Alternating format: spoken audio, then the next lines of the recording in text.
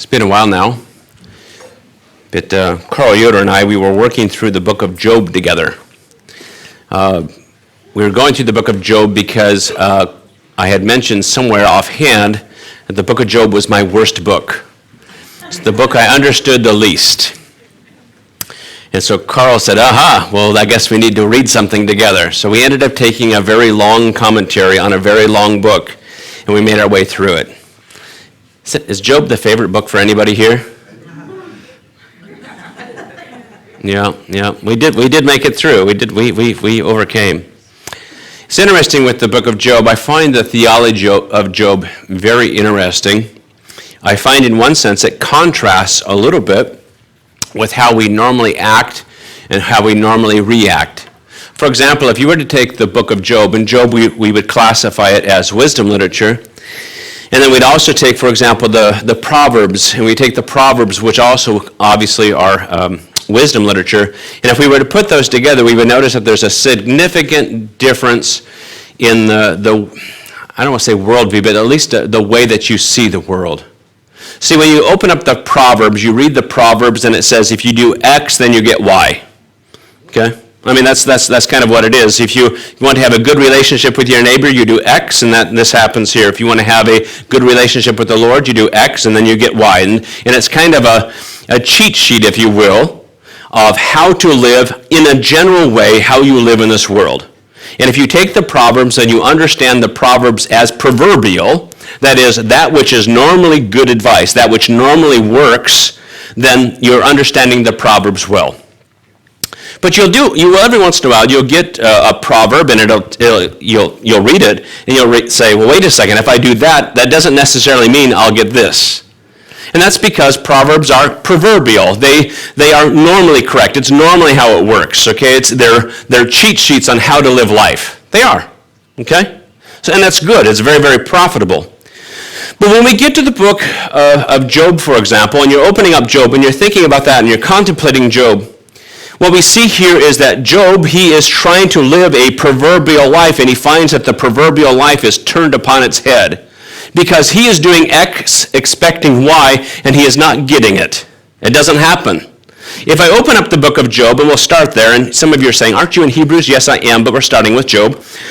If you open up the Old Testament, and we look at the book of Job, and we see that Job is described, we are told that he is an upright man. We like Job. He's a righteous man. We see that he is also a wealthy man with 7,000 sheep, 3,000 camel, 500 yoke of oxen, 500 female donkeys, etc., etc., etc. And we see all of this about Job. So he is doing quite well. And we see that not only is he doing well financially, not only is he described as an upright man, but we also see that this is a man who cares for his children. He wants the best for his children. He's concerned that his children, in a sense, may walk away from the Lord, and so therefore he is even performing sacrifices for them so that they will be close to the Lord. If you pick it up in Job 1, verse 5, and when the days of the feast had run their course, Job would send and consecrate them, that is his children, and he would rise early in the morning and offer burnt offerings according to the number of them, that is the children, the number of them all. For Job said, it may be that my children have sinned and cursed God in their hearts, thus Job did continually. I like Job. Job's a good father. Job's a good man. He's doing the things which he's supposed to be doing. If you're looking for, in a sense, a Father's Day's message, and you want to try to find a good person to emulate, you're looking at Job, are you not? Good guy. He's doing X with an expectation of Y. He does X, and then, without any of his knowledge, he doesn't understand the scenes which will take place later on. We see a throne room, if you will, or a vision of heaven, and we have this confrontation where Satan is coming into the presence of God, and Job has no knowledge of this. And yet there is a contest on a heavenly basis. And where Job is doing X and expecting Y, expecting to live the proverbial life, that things will turn out exactly the way it is. If I do this, I'll get that. A tit for a tat. God is not so easily manipulated. And God is not so easy. You do not put the coin in and expect to get exactly what you want. God is sovereign. God is in control. And every once in a while, ladies and gentlemen, God will allow you to be godly. And you don't get thanks for it. Matter of fact, instead you get exactly the opposite for it. When we look at the theology of Proverbs and we look at the theology of Job, we see here it is not an exact X gives you Y. X gives you Y. It is not a tit for a tat. It is not what God is. Some of you have been taught, well, if I pray enough, then God will give me X. That's not always the case. If I give enough money, then God will give me X. That is not always the case. And you ask me why do I say this? I say this because there's lots of people out there that are telling you that if you do X and Y and Z, you do all of these things, then God will be obligated to give you the desires of your heart. And that's not true. I look at Job, and I look at the book of Hebrews. This morning, we go to our main text, Hebrews chapter 11. And in Hebrews chapter 11, we finished the book, or the chapter, finally. At one time, I was going to preach all the 40 verses of Hebrews chapter 11 in 1 week. This is week 4. We will finish today. Like it or not, we're going to finish. And when we come to the 11th chapter of Hebrews, it is a fascinating section of Scripture. We have seen already at the very beginning, it talks about faith. It talks about faith being the assurance. It talks about faith being the undergirding of what we need in this life. It talks about the example of Abraham. It talks about the example of Noah. It talks about the example of Moses and others. And now as we come into verse 32, what we have here is we have a little bit of a mashing together of a bunch of names and a bunch of events together. And so for time's sake, we cannot look at every single one, but we'll do the best that we can. So we've come to Hebrews chapter 11, verse 32, and let me just read this for you. And what more shall I say? Now he's just finished here talking about Moses, and he's talked about Joshua, he has talked about Rahab. And in verse 32, and what more shall I say, for time will fail me. He's obviously a preacher who has people working in the nursery. He knows he needs to get done at a particular point, right? And what more shall I say, for time shall fail me to tell of Gideon and Barak and Samson and Jephthah, of David and Samuel and the prophets. And we look at this and we see this small list which our author gives us. So they're not necessarily in chronological order, by the way, but he gives here this mishmash of people and people who are famous. But what strikes me as I look at this and I say, wait a second. These are imperfect individuals. You ever thought about that? Of all the people to pick, you pick these guys here? I mean, these guys are oftentimes highly defective. Do you remember how Gideon was called? Gideon was called while he was down below. He was throwing up and he was trying to separate the wheat and the chaff, but he was down in the winepress, which means he was down below, which means that the wind could barely get to it. He's hiding. When Gideon is called, he is hiding. And in one of the great ironies, he is referred to by the angel, "Hail, mighty warrior." But here's a guy who's scared. Here's a guy who says, I'm a nobody. Here's a guy who God says, I want you to go. And he says, well, let me test you, my God, and I'll put out the fleece. And I'll put it out not only once, but I'll put it out twice. Here's a guy where he calls in an army, and he's scared. This is a guy who is fearful. He is told that he's supposed to tear down the idol of his father. He does it, but he does it at night. This is a scared individual. If we were to look at the next person, we look at his name is Barak, and Barak, of course, goes along with Deborah. And Barak is called to go out there and to deliver his people, and he says, I won't go unless Deborah goes with me. And he is told by prophecy, well, she'll go with you, but you as a man will not receive credit. A woman will get it. And we need to understand that in that context, that is emasculating to him. It is a failure in a sense of faith. It is. Samson, oh my goodness. Oh my goodness. Samson on all the girls I loved before, right? And here's Samson. This is a guy who simply cannot go to the girls which he's supposed to go to, right? I think there's 3 different women which Samson goes to. Finally, how many times does Samson tell Delilah the information which will weaken him? Over and over and over again. You think you get a clue, right? He doesn't. And he keeps on telling Delilah all of this stuff. Finally, he loses it.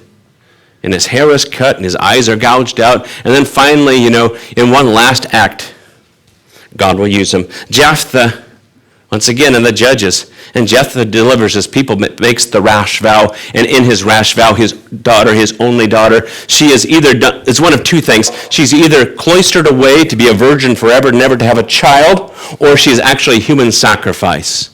Okay? People debate that. That's another day. David, I like David. Well, I kind of like David. I finished 2 Samuel this week. And 2 Samuel tells me the account of David as an older man looking out and finding the naked Bathsheba, calling her to himself, having adultery with her, getting her pregnant, trying to hide the pregnancy by having her legitimate husband killed. Samuel, pretty good. Bad dad. Right? A list of heroes, right? But all of that being said, when you look at them again, think of it this way. Now, let's put a positive spin. Gideon did fight, and Gideon did win with 300 men and delivered Israel. And Barak, he was hesitant at first, but he did go. And Samson, oh my goodness, Samson, for all of his many, many, many failures, ultimately he did do that which was right. And in his death, he was able to judge the Philistines more harshly in his death than in his life. Jephthah delivered his people, even though he made a tragic vow. David beat Goliath. David delivered the people from the Philistines. David was a great king. David received the Davidic covenant. David was a great warrior. Samuel was a great judge.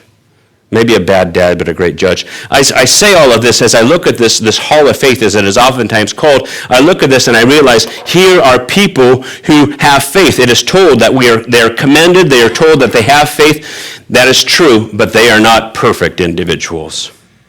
And I wonder sometimes, as our author of Hebrews, one of the reasons that he brings these people in here, he is not asking them necessarily to be perfect, but he is asking them to have faith. He is asking them to go through the difficult times. He is telling them to march on. So we have these men, and there are only men here that are mentioned at this particular point. Last week, of course, we looked at Rahab. So Rahab, obviously, that's our female. But in this particular section, we have all of these men, and they do have faith. And then we go into verse 33, and what we have here is a stopping of listing of names, but listing of activities. Who through faith conquered kingdoms and enforced justice and obtained promises and stopped the mouths of lions and quenched the power of fire and escaped the edge of the sword, were made strong out of weakness, became mighty in war, put foreign armies to flight. Women received back to their dead by resurrection. Wow. Now that is fantastic. Now that's the life of faith, right? That's the life of faith. That's glorious. That's victorious. Hallelujah, right? And as we look at these, some of these they're generic enough that we don't know exactly what they refer, right? I mean, it says that some enforced justice and some conquered kingdoms. Well, many people conquered kingdoms and many people enforced justice. But I think we can pick out a few names out of this list or out of these descriptions, and we realize that's probably who he's referring to. Became mighty in war, put foreign armies to... Verse 33, who through faith conquered kingdoms, enforced justice, obtained promises, stopped the mouths of lions. And when we look at the stop the mouths of lions, almost surely this must refer to Daniel, right? Daniel in the lion's den, right? Here's Daniel, and he is taken, and because he will not give up, he is told by the king, the Medo-Persian king, hey, no more praying. And to be fair, the king had been deceived into signing this. But here he is, and he is thrown into the lion's pit, the lion's den. And the next morning, they expect him to be not there. They expect him to be lion barbecue. And there he is. And there he is. He trusted God, and God delivered him. What a marvelous story. What a great story which we've all taught to our children in Sunday school and in our homes about how he trusted God, and because he trusted God, God delivered him. And then we look at, for example, the other story, which I think is a story also out of the book of Daniel. Quenched the power of fire, and almost surely that must refer back to Shadrach, Meshach, and Abednego. the three others who were taken with Daniel, who are examples of faith to us. And you'll remember the story of Shadrach, Meshach, and Abednego, that when all of these musical instruments, when they were to be played, that they were bowed down before the Babylonian king, but they do not. And they do not bow down to the Babylonian king. They do not bow down to the golden statue which is put in the plains. And they are told over and over again, do it or you're going to be thrown into the fire. And ultimately they give the great words that said, well, we don't know if our God will save us or not, but we don't care so much about that. Whether he delivers us or not, we are not bowing down. What an incredible act of faith. We are told that some of the men who take them to throw them into the fiery furnace, some of the people who enchain them and put them in, they die on the way up. Astounding. And there they are, thrown into the fire, done away with, except not. For God, in his kindness, in his grace, in his mercy, preserves them. And as they're able to look into the furnace, they see not 3, but they see 4. And God either sends his angel or something and preserves them. Astounding. Astounding, right? And they know these stories just as you know these stories. This audience knows them very well. But he moves over to stories which perhaps you do not know. Stopped the mouths of lions, quenched the power of fire, escaped the edge of the sword, were made strong in weakness, became mighty in war. We see all of these type of things here. And then all of a sudden, let's get one more on here. Put foreign armies to flight. Women receive back their dead by resurrection, which again, I think that's an interesting one. Once again, we have women and women of faith who are once again mentioned. And it's interesting to me, you have 2 widows. One is a Shunammite and one is the widow of Zarephath. One is aided by Elisha and one is aided by Elijah. And what we see here, in both cases, we see children who are raised from the dead. So, incredible acts of faith. So we have all of this and we say, aha, that's what it is. X leads to Y. Faith leads to blessing. Faith leads to deliverance. Faith leads to things are going fine. Faith is the victory. Except sometimes faith leads to the persecution. And faith leads to disaster. Our author will take our smooth running vehicle and he will take the gear and ram it into reverse and drop the transmission right out on us. Women receive back their dead, says verse 35. And then we get this horrific section. Without stop, some were tortured, refusing to accept release so that they might rise again to a better life, and others suffered mocking and flogging and even chains and imprisonment. And they were stoned and they were sawn in two and they were killed with the sword, and they went about in skins of sheep and goats, destitute, afflicted, mistreated, of whom the world was not worthy, wandering about in deserts and mountains and in dens and caves of the earth. Whoa. Wait a second. I thought if I lived a life of faith, if I give God X, then God will give me Y, and that's how it's supposed to work. It's the proverbial life. Do X and I get Y. To which God says that's not a comprehensive and full thought out theology. Yes, proverbially, usually, when you do X, you get Y. That's how it is in everyday normal life. However, the life of faith is different than that. The life of wisdom is X gets Y, but the life of faith says, I will trust God no matter what. And you may do X, and the result might be negative 18. You say, how does that add up?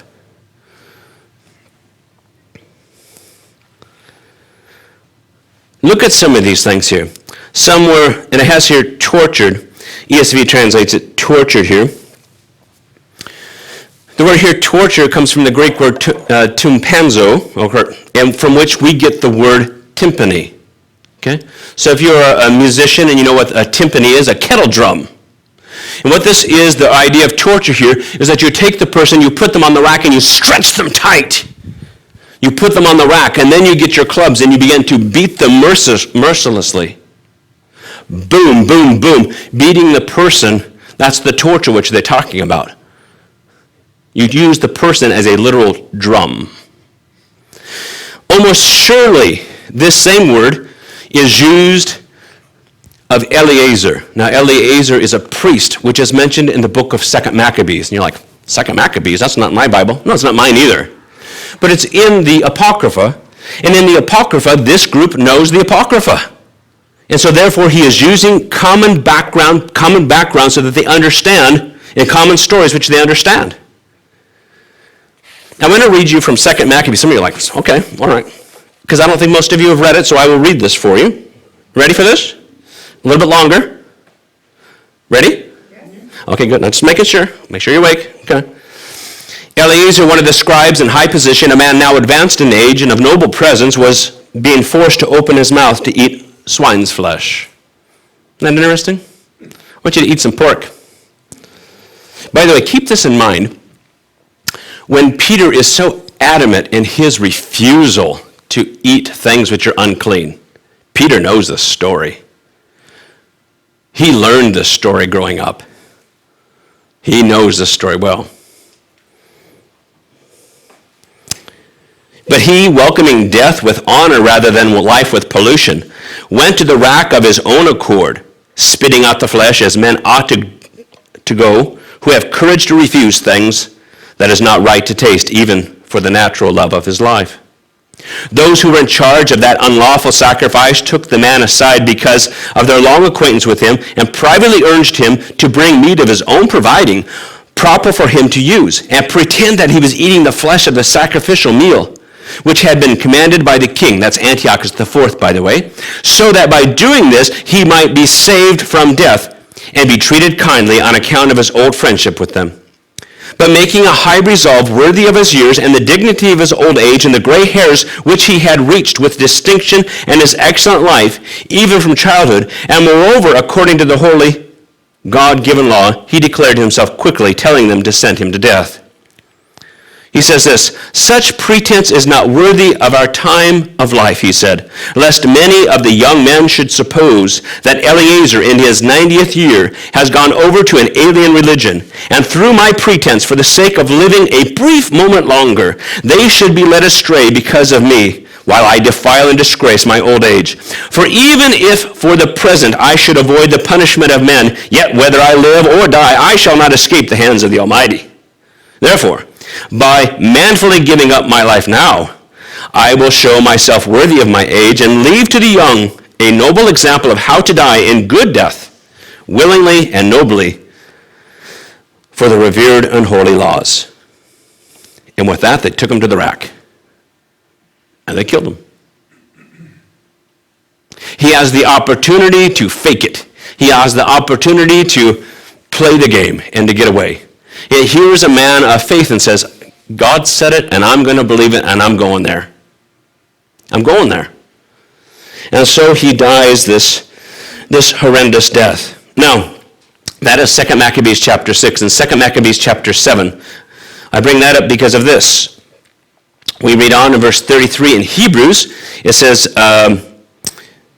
let's see here, find it real quick. Some were tortured, that is used as a kettle drum, refusing to accept release so that they might rise again to a better life. And the rising again to a better life is almost surely a reference to 2 Maccabees chapter 7. And in this one here, let me summarize the story. It is simply this, a woman with 7 sons. And a woman with 7 sons, it's the same situation. And they are told by Antiochus IV, a very furious anti-Semite, he wants to kill the Jews or convert them into Greeks. And since they will not do so, they will not perform sacrifices to the Greek gods, they will not eat pork, these 7 sons and a woman are brought before Antiochus IV. And they said, eat the meat. And they said, no, we will not do it. The oldest son is taken and they cut out his tongue. They then cut off his hand, and then his other hand, and then his other foot, and then his foot. And then they put him in the pan to fry him. And he says these words. He says, you may do this to me, but you have no hope of the resurrection. And they do it to the second brother, and the third brother, and the fourth, and the fifth, and on it goes. Ultimately, the mother is killed as well. Sometimes when you think, people, the Jews at Jesus' time, and they're talking about kosher laws and things like that, and it's like, oh, come on, it's something new, it's great. Okay, we can go ahead and do some new stuff. These are the stories that Peter and the other apostles grew up with. They know these stories. The audience of Hebrews knows these stories. They do. We like to think, ladies and gentlemen, oftentimes, well, if I do X, I get Y. I'm telling you that if you do faith, you may be blessed of God, and then again, you may be persecuted for God. You say, well, Pastor, that's kind of a bummer. Why do you tell us that? I would tell you this because I know so many people who say, well, I'm going to live with the life of faith with the expectation that everything's going to be a rose garden, everything's going to be perfect, and then all of a sudden life turns sour on them. And instead of continuing in their faith, they look at God and they accuse God and they say, where are you, God? I thought if I lived by faith that you owed this to me. I'm here to tell you that God doesn't owe you anything. Not in this world, not in this lifetime. He does not. He does not. Paul will write that all who wish to live godly in this present age will suffer persecution. It should not surprise us if persecution arises and hits us. I don't desire that. I don't desire that for you. I don't desire that for me. And perhaps God will be gracious and merciful for you and that you will not suffer things like this, but it is not a guarantee.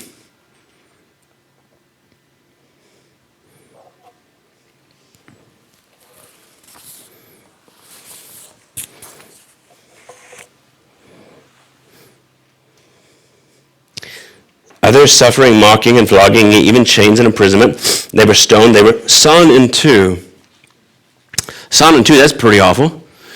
Sawn in two by tradition, most people believe that this refers back to Isaiah. And Isaiah, during the reign of Manasseh, wicked King Manasseh, was not happy with the prophet Isaiah. Prophet Isaiah, by the way, who was the prophet who prophesied and said, you know what? God's going to stop the Assyrians from killing you. Isaiah, who wrote so much of our Old Testament. I mean, you get a big book, right? And yet Isaiah had to run from Manasseh. He hid himself in a hollow tree, yet they found him.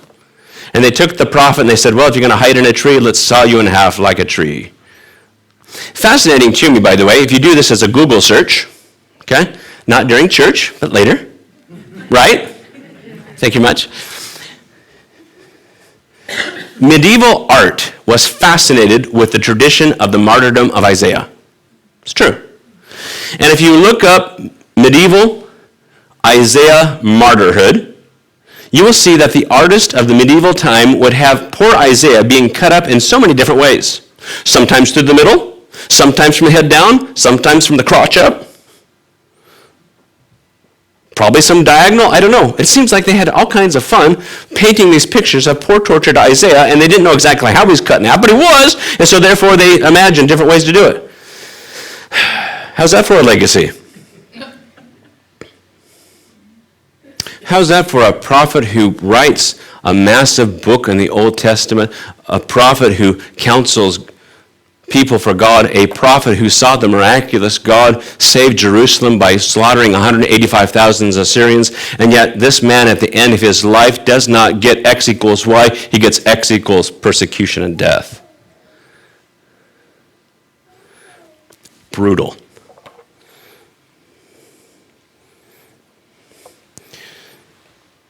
Killed with a sword, went about in skins and afflicted, etc., etc. We see that they're wandering in deserts. We see they're wandering in caves. There's nothing great there. We will not belabor this anymore. Again, do X, get Y. That's not the life of faith. The life of faith says, I will trust God no matter what. Whether God delivers me or not, I will go into that fire. That's the life of faith. Job received advice. Job received advice from his friends, did he not? His friends said, Job, the problem is, the reason that you're having problems is that you haven't done X. There's obviously some sort of sin, and that's why you're getting trouble. And so all throughout that whole entire book, which looks, oftentimes the friends look like they have pretty good advice. It looks like Proverbs, right? But the problem is they don't have a comprehensive theology. Job's wife will say this, curse God and die. What good is your faith, buddy? That's all he has. That's all he's got. Is a faith in a loving and merciful God, and a faith that God's going to work it out eventually.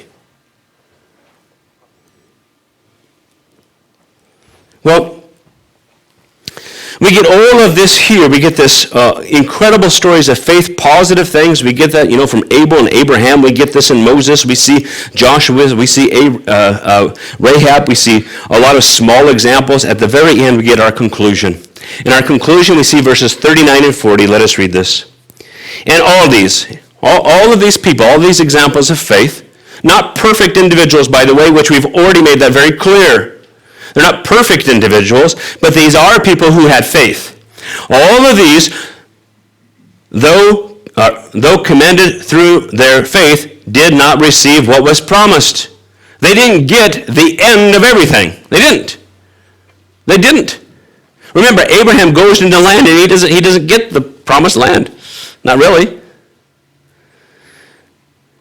All of these other ones, they didn't receive a resurrection life. Not yet. They did not receive what was promised, since God had provided something better for us, meaning the audience of Hebrews, meaning us today. God has provided something better for us, that apart from us, they should not be made perfect. And what he's saying here is he's saying this. He's saying, and ultimately, there is going to be the final fulfillment of all the promises, especially the promise of eternal life, and that these people who are putting their trust in God will be blessed because of their faith. Just as we, the church, will be blessed because of our faith. But again, he is writing to people, he is writing to believers, and he has used all of these examples of faith over and over and over and over again. He's given us examples of faith. This is a sermon illustration section, chapter 11, and he is saying, believe, trust, keep on going. That's what he's saying here. This is the illustration page of the book of Hebrews. Keep it going. He has given warnings, he's given illustrations, he's quoted Psalms. Now he gives illustrations, and he's saying, hold on. Just like Abraham held on, just like Moses held on, just like David held on, just like Gideon held on, even as Samson held on. Hold on. God is not obligated to do anything for you because you did X. Well, I lived perfectly, God, so therefore you owe me this. God, number one, you didn't live perfectly, and number two, God doesn't owe you anything. We are people called to believe, trust, and faith. And that's it. And that does not mean that you're going to get all of the goodies in today's world. It does not. Anybody who tells you that is a liar, is a false prophet, is somebody who is setting up other individuals for a fall. Because so many people say, but God owes me this because I have done X. And God says, that's not how it works. God is a God of promises, and the promise may take place well beyond your lifetime.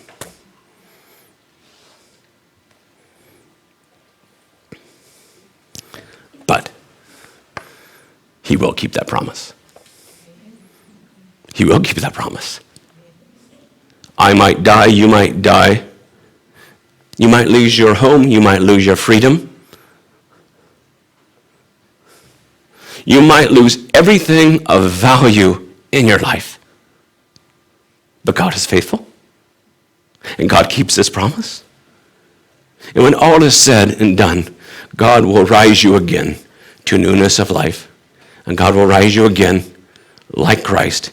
Your sins taken away, your weakness taken away. Hallelujah for such a God. Amen. Keep going in your faith.